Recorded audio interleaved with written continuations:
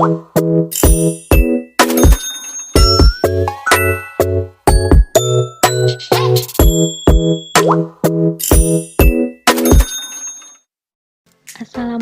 semuanya, kenalin nih kita dari tim 10 dari kelas 2B yang beranggotakan 3 orang. Ada Abdan, Nadifa, dan saya sendiri, Rani. Selamat menonton. Ya, jadi perkenalin, ini ada narasumber kita. Jadi langsung aja nih aku mau nanya ke kamu ya. Kalau menurut kamu zakat itu apa sih? Zakat itu harta yang harus yang wajib harus Dibayarkan, disalurkan gitu ya. Ya. Mantap. Menurut saya, zakat adalah sebuah ibadah dalam rukun Islamnya kelima yang ditegaskan dengan Al-Quran dan Hadis. Zakat adalah rukun Islam yang ketiga dan dikeluarkan dari harta benda yang dimiliki oleh seorang muslim. Zakat gak bayar sendiri apa dibayarin? Saya suka membayar zakat, hanya saja sejauh ini yang membayarkan zakat saya dan orang tua saya karena saya belum zakat. Ya, saya suka bayar zakat. Kalau zakat fitrah itu dibayarin, sedangkan zakat mal bayar sendiri. Orang tua yang bayar zakat. Orang tua. Kalau orang tua itu biasanya bayar zakat apa, tahu nggak namanya? Zakat fitrah Zakat fitrah. sama zakat yang zakat mal gitu. Iya beneran sih, mantap. Yang biasa saya bayar adalah zakat fitrah karena zakat yang biasa saya bayar dilaksanakannya sebelum menunaikan sholat idul fitri. Zakat fitrah dan zakat mal, lebih tepatnya yaitu zakat perniagaan.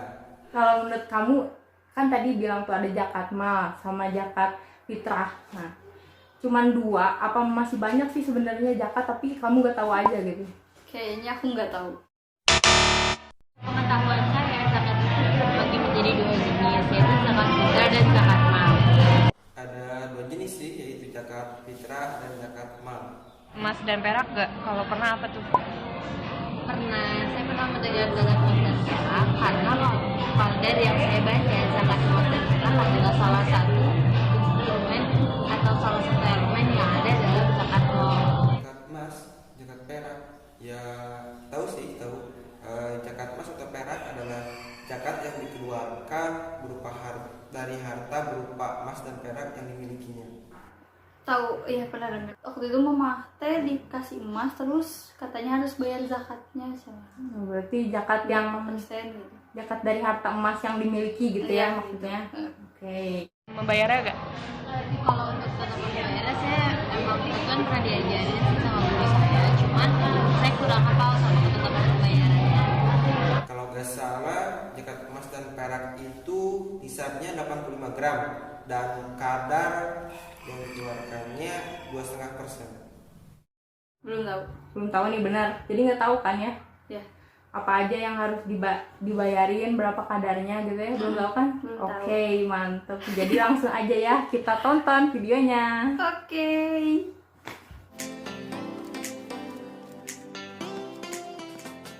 Definisi zakat emas dan perak merupakan ibadah zakat yang wajib dikeluarkan atas emas dan perak yang dimiliki lebih dari kewajaran yang telah mencapai haul dan juga nisabnya, disalurkan untuk para mustahik serta menjadi pensuci bagi dirinya.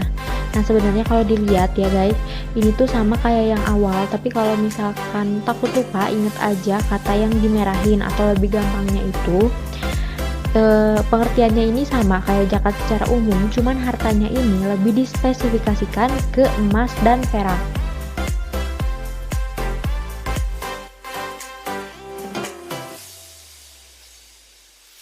Nah sekarang kita bakal nyamain nih pandangan kita tentang emas dan perak. Ya kali aja gitu kan kalian gak tahu. Nah emas dalam bahasa Arab adalah al-zahab, merupakan barang tambang yang berupa logam mulia. Nah lebih jelasnya lagi, emas ini merupakan unsur kimia, namanya itu aurum dan simbolnya AU. Nah biasanya emas ini dibuat segala macam jenis dan juga kegunaan. Ada yang jadi alat tukar, perhiasan, dan lain-lain. Tapi kalau misalkan yang di PPT itu adalah emas batangan. Nah, biasanya juga buat disimpan atau diinvestasikan. Terus untuk perak. Nah, dalam bahasa Arab, perak adalah al-fittan, merupakan barang tambang yang berupa logam mulia juga. Lebih jelasnya, perak juga merupakan unsur kimia, namanya itu argentum dan simbolnya Ag. Nah, perak juga sama kayak emas sih sebenarnya, dibuat dalam segala macam dan juga kegunaan. Ada yang jadi alat tukar, perhiasan, dan lain-lain. Nih, kalau di PPT, peraknya itu berfungsi sebagai perhiasan, itu gambar cincin.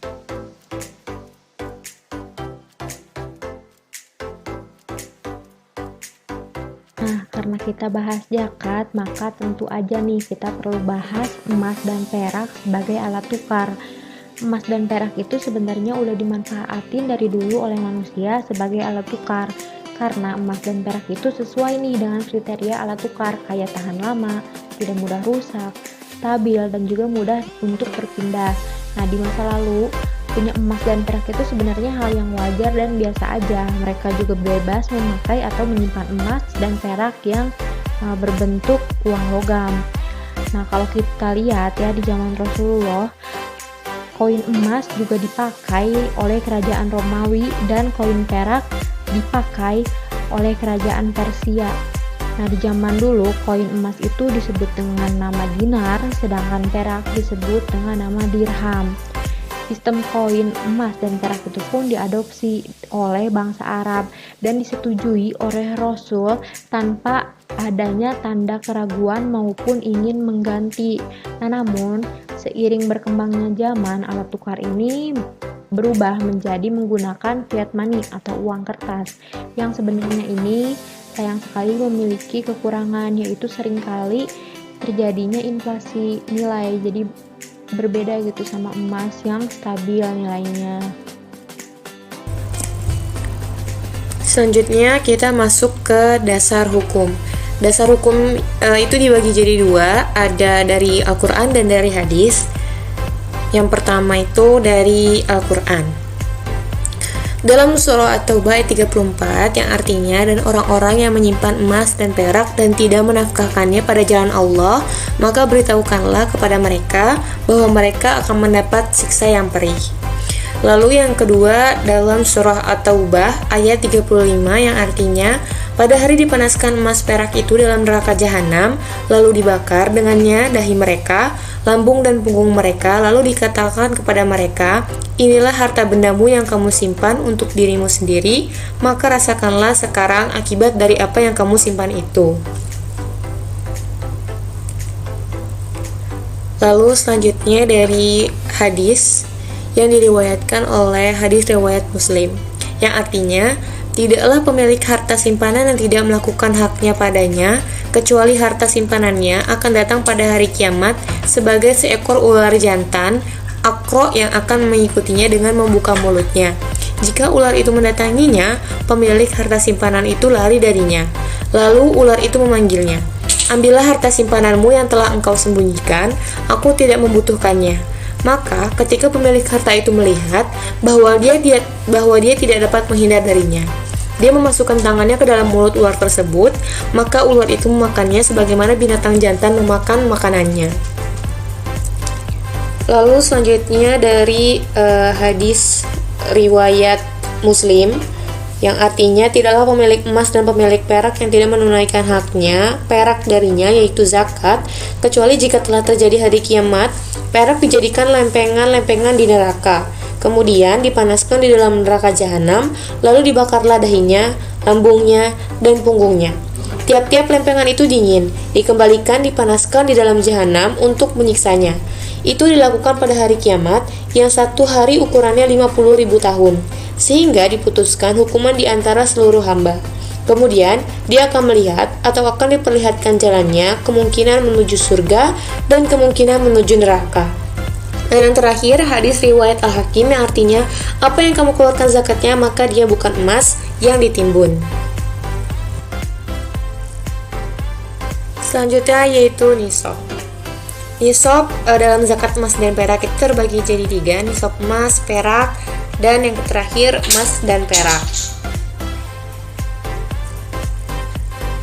Yang pertama yaitu nisab emas. Jumhur ulama sepakat bahwa hanya emas yang telah memenuhi nisab saja yang wajib dikeluarkan zakatnya, sedangkan yang jumlahnya masih kurang dari nisab tidak wajib. Lalu sebenarnya berapa jumlah nisab zakat emas itu? Jumhur ulama menyebutkan bahwa nisab zakat emas adalah 20 mitskol. Dasarnya sebagaimana disebutkan di dalam hadis Nabi SAW yang artinya emas yang kurang dari 20 mitskol dan perak yang kurang dari 200 dirham tidak ada kewajiban zakat atasnya. Mitskol itu sendiri adalah nama satuan berat yang dipakai di masa Rasulullah SAW. Berat emas 1 mitskol setara dengan 1/37 dirham. Setara juga dengan 100 buah bulir biji gandum dan juga setara dengan 4,25 gram. Dengan demikian, dengan mudah bisa dihitung bahwa nisab zakat emas adalah 20 mitskol dikali 4,25 gram, sama dengan 85 gram. Maka, bila jumlah emas yang dimiliki telah sama dengan 85 gram atau lebih, barulah ada kewajiban zakatnya. Selanjutnya yaitu nisab perak. Sebagaimana juga emas, hanya perak yang telah memenuhi nisab saja yang diwajibkan atasnya zakat, dan ijma para ulama menyepakati bahwa nisab perak adalah 200 dirham. Dasarnya itu adalah ada pada hadis riwayat Bukhari yang artinya dari Abi Sa'id Al-Khudri radhiyallahu anhu bahwa Rasulullah SAW bersabda, perak yang kurang dari 5 awaq tidak ada kewajiban zakatnya. Dirham secara syar'i adalah satuan untuk mengukur berat juga sebagaimana mitskol. Berat perak 1 dirham setara dengan 7/10 mitskol, setara dengan 3 gram. Jadi bisa dihitung dengan mudah bahwa nisab zakat perak adalah 200 dirham dikali 3 gram sama dengan 600 gram.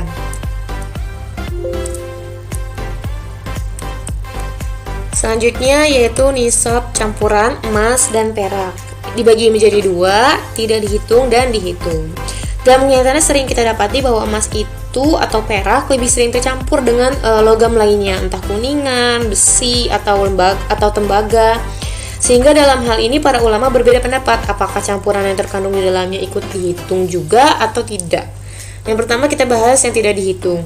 Mazhab Asy-Syafi'iyah dan mazhab Al-Hanabilah menyepakati bahwa bila emas atau perak bercampur dengan logam lainnya, maka yang dihitung sebagai nisab hanyalah emas atau perak yang murni saja. Sedangkan emas atau perak yang bercampur dengan logam lain, bila berat murninya belum mencapai nisab, maka tidak dianggap telah memenuhi nisab. Yang dihitung adalah berat emas dan perak murninya, sedangkan campurannya tidak ikut dihitung. Oleh karena itu perlu ditaksir berapa nih kadar emas yang terkandung di dalamnya. Yang lebih mudah dipakai adalah ukuran prosentase. Misalnya sebuah emas beratnya 100 gram dan kadar emasnya 90%. Maka kita dengan mudah bisa mengetahui bahwa berat emas itu adalah 90 gram dan jumlah ini telah memenuhi nisab. Selanjutnya yaitu yang ikut dihitung. Menurut mazhab Al-Hanafiyah tidak memperhitungkan campuran, sehingga yang mereka tetapkan sederhana saja, yaitu bila benda itu lebih dominan emasnya, maka campuran yang terkandung di dalamnya dianggap sebagai emas juga. Sebaliknya, bila yang lebih dominan dari benda itu perak, maka campurannya dianggap sebagai perak. Maka bila wujud fisik emas atau perak itu ditimbang dan telah melewati batas nisab masing-masing tanpa dikurangi berat campurannya, dianggap telah memenuhi nisab dan wajib dikeluarkan zakatnya. Selanjutnya kita masuk pada syarat haul. Sebagaimana ketentuan umumnya, harta yang wajib dikeluarkan zakatnya dalam zakat emas dan perak berlaku syarat masa kepemilikan selama 1 tahun komariah.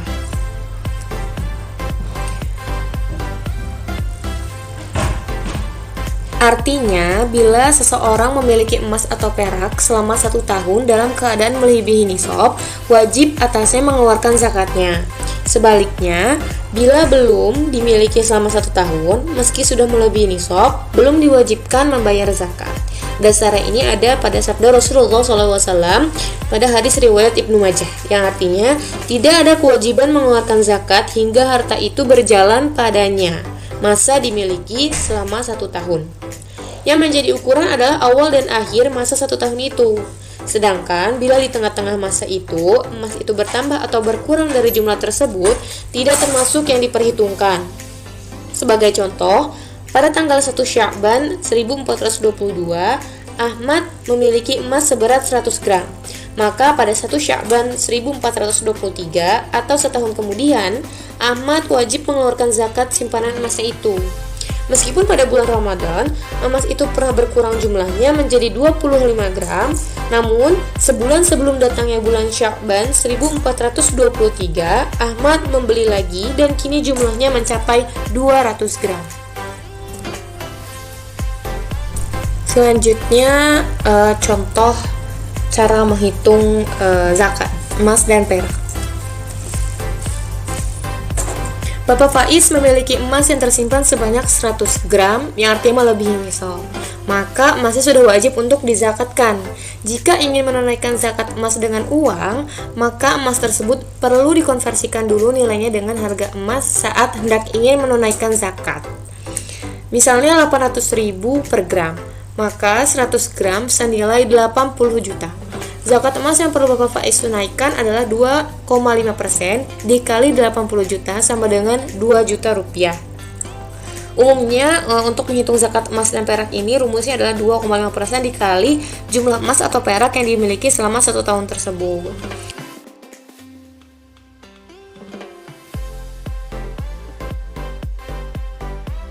Tentang kadar zakat emas dan perak serta hukum perhiasan yang terbuat dari emas dan perak. Kadar yang harus dikeluarkan dalam zakat emas dan perak adalah sebesar rumpul usyr. Maknanya yaitu 1/4 dari 1/10 atau 1/40 yang dalam persenan yaitu sebesar 2,5%. Nah, 2,5% ini adalah zakat yang harus dikeluarkan dari harta yang dizakati dalam zakat emas dan perak. Nah, kadar tersebut didasarkan pada hadis Nabi Shallallahu Alaihi Wasallam yang berbunyi, "Annan Nabiyya Shallallahu Alaihi Wasallam kana ya'khudhu min kulli isrina dinaron fasa'idan nisfa dinaron minal arba'ina dinaron," yang artinya bahwa Nabi Shallallahu Alaihi Wasallam mengambil dari setiap 20 dinar atau lebih setengah dinar, dan dari 40 dinar diambil 1 dinar. Dari hadis Nabi tersebut, apalagi pada arti yang dari 40 dinar diambil 1 dinar, maka ukuran atau kadar yang harus dikeluarkan yaitu 1/40 atau bisa disebut juga dengan 2,5% yang harus dizakati oleh mustahik pada zakat emas dan perak. Nah, yang berikutnya ada tentang perhiasan yang terbuat dari emas dan perak atau emas dan perak yang dipakai sebagai perhiasan. Nah, dari awal pembahasan sampai kadar yang harus dikeluarkan dalam zakat emas dan perak. Zakat emas dan perak ini merujuk kepada emas dan perak sebagai alat tukar di masa Nabi Shallallahu Alaihi Wasallam, yaitu koin emas yang biasa disebut dengan dinar dan koin perak yang biasa disebut dengan dirham. Keduanya berfungsi sebagai alat tukar dalam perdagangan dan jual beli di masa Nabi Shallallahu Alaihi Wasallam. Lalu bagaimana hukum emas dan perak yang digunakan sebagai perhiasan atau dimiliki sebagai perhiasan?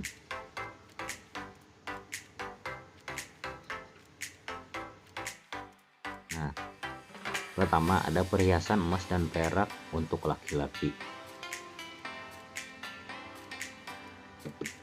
Dalam syariat Islam telah ditetapkan bahwa laki-laki diharamkan memakai perhiasan yang terbuat dari emas dan perak, sebagaimana sabda Nabi, yaitu uhillad dahabu wal hariru li anasib min ummati wa hurrima ala dzukuriha, yang artinya dihalalkan emas dan sutra buat wanita dan diharamkan keduanya buat laki-laki.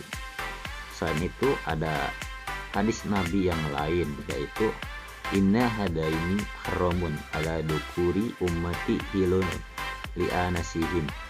Nah, Nabi SAW bersabda ketika memegang sutra dengan tangan kanannya dan emas dengan tangan kirinya, kemudian mengangkatnya sambil berkata dan bersabda, kedua benda ini haram bagi laki-laki dan halal bagi perempuan dari umatku. Dari kedua hadis tersebut jelas bahwa perhiasan yang terbuat dari emas dan perak ini diharamkan bagi laki-laki. Tetapi ketika ditelaah secara mendalam, yang diharamkan bagi laki-laki adalah memakainya, tetapi memilikinya tidak ada larangan. Sehingga laki-laki boleh saja memiliki perhiasan yang terbuat dari emas dan perak, asalkan tidak memakainya atau dipakai seperti halnya wanita. Dalam kasus tersebut, maka emas dan perak itu termasuk kategori barang yang ditimbun, dan kebanyakan atau jumhur ulama sepakat emas dan perak tersebut dikenai kewajiban zakat dan harus wajib dizakati sebagai bentuk penunaian zakat emas dan perak. Ada perhiasan emas dan perak untuk wanita, seperti hadis tadi yang telah disebutkan, wanita ini dihalalkan untuk memiliki dan memakai emas dan perak sebagai perhiasan. Pada umumnya, jumhur ulama mengatakan bahwa tidak ada kewajiban zakat atas keduanya atau perhiasan yang dimiliki dan dipakai oleh wanita. Namun ada perbedaan pendapat dari ulama mazhab Hanafiyah yang menetapkan dalam hal tersebut atau perhiasan yang terbuat dari emas dan perak yang dimiliki dan dipakai oleh wanita ini wajib untuk dizakati sebagai penunaian zakat emas dan perak. Oke, langsung ke pertanyaan. Jadi tadi setelah nonton videonya gimana? Lebih paham atau enggak? Ya, lebih paham. Jujur nih. Ya, setelah nonton video saya lebih paham tentang zakat emas dan perak. Jadi lebih paham. Laki-laki boleh punya emas atau perak gak? Kalau untuk perhiasan laki-laki tidak boleh memakai. Tapi kalau misalnya emas atau perak itu untuk simpanan, maka laki-laki boleh memilikinya. Setelah nonton video pembahasan, laki-laki boleh memiliki perhiasan yang terbuat dari emas dan perak, tetapi tidak boleh menggunakannya atau memakainya. Boleh, tapi cuma disimpan, gak dipakai. Asik, mantep, bener. Terus syarat haul zakat emas perak itu apa sih? Apa sih? Aku lupa lagi. Nyerah? Nyerah. Jadi syarat haul zakat emas dan perak itu Syarat kepemilikan barang berupa emas dan perak selama 1 tahun. Syarat haul zakat emas itu adalah kepemilikan barang selama 1 tahun atau lebih. nih Fikri, dia tuh punya 120 gram emas. 120 gram. Terus dia itu udah memiliki selama 1 tahun, udah haul nih. Kisaran harga emas per gramnya itu 700.000. Nah, kira-kira zakat emas yang harus ditunaikan Fikri itu berapa? Asik. Mari Gimana kita tuh? hitung. Ingat nggak tadi kadarnya berapa? Kadar apanya? Kadar buat ngejakatinnya. Yang 2,5%. Ya, itu. Kayak gitu.